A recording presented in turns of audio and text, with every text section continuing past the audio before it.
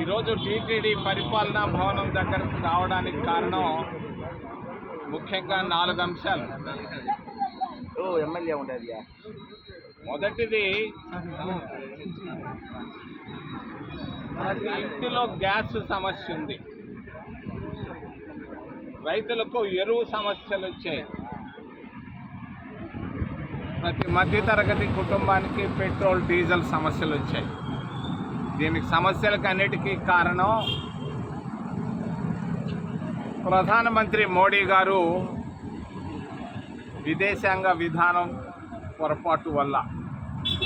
యుద్ధం అనవసరం, ఈరోజు యుద్ధం చేయాల్సిన పరిస్థితులు లేవు. యుద్ధానికి ఈరోజు అమెరికా ముందు మన బలహీన పరిస్థితులు బాగా కనిపిస్తున్నాయి. యుద్ధానికి కారణం వ్యక్తిగత సమస్యల వల్లే ఈరోజు యుద్ధం. ఈ యుద్ధం వల్లే గ్యాస్ కొరత, అన్ని కొరతలు వచ్చాయి దేశంలో. రెండవది, 1991 ఫిబ్రవరిలో కూడా యుద్ధం వచ్చింది. 91లో యుద్ధం వచ్చినప్పుడు రాజీవ్ గాంధీ గారు బతికున్నారు. యుద్ధాన్ని చూసి భయపడలేదు మోడీలాగా. సమర్థుడు, ధైర్యశాలి. ఢిల్లీ నుంచి టెహరాన్కి వెళ్ళాడు మాస్కో ద్వారా స్వర్గీయ రాజీవ్ గాంధీ గారు. ఫిబ్రవరి 24వ తేదీ నుంచి 28వ తారీఖు 1991లో ఇరాన్కు రాజధాని టెహరాన్ నగరంలో కూర్చొని ప్రపంచ నేతలందరితో మాట్లాడినటువంటి ధీరశాలి మరి స్వర్గీయ రాజీవ్ గాంధీ గారు. ఆయన రాజీవ్ గాంధీ గారు అందరితో ఆగకుండా సద్దాం హుస్సేన్తో మాట్లాడి యుద్ధాన్ని ఫిబ్రవరి 28, 1991లో విరమింపజేయడం జరిగింది. ఇది ప్రపంచ చరిత్రలో ఒక గొప్ప మలుపు. ప్రపంచ యుద్ధాన్ని ఆపినటువంటి ఘనత కాంగ్రెస్ ప్రభుత్వానికి, రాజీవ్ గాంధీకే దక్కిందని తెలియజేస్తున్నాను. ఈ రోజున్నటువంటి పరిస్థితులు, యుద్ధానికి కారణం మోడీ గారి బలహీనతలు, ట్రంప్ దగ్గర లొంగిపోవడమే కారణం. 1991 సెప్టెంబర్ 1వ తారీఖును గురించి చెప్పక తప్పదు. పివి నరసింహారావు గారు ప్రధానమంత్రిగా ఉన్నాడు, నేను కేంద్రంలో మంత్రిగా ఉన్నాను. 1900 సెప్టెంబర్ 1వ తారీఖున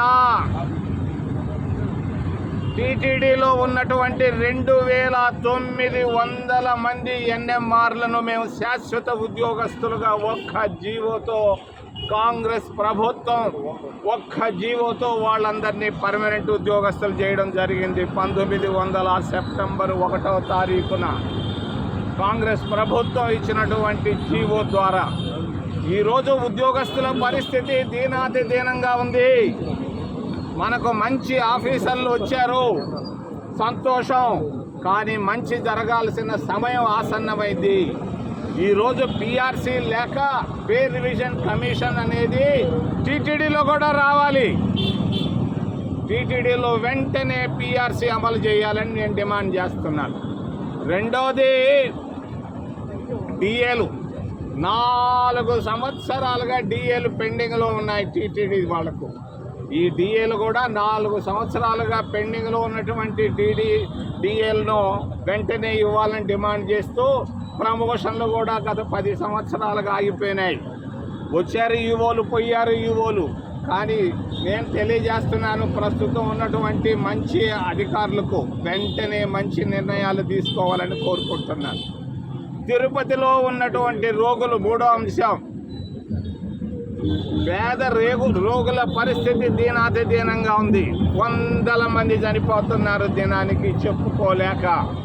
వాళ్ళందరికీ వెంటనే టీటీడీ రూయా హాస్పిటల్కి ఆ బిల్డింగ్లు ఇవ్వాలి, సిమ్స్లో ఉచిత వైద్యం ఇవ్వాలి.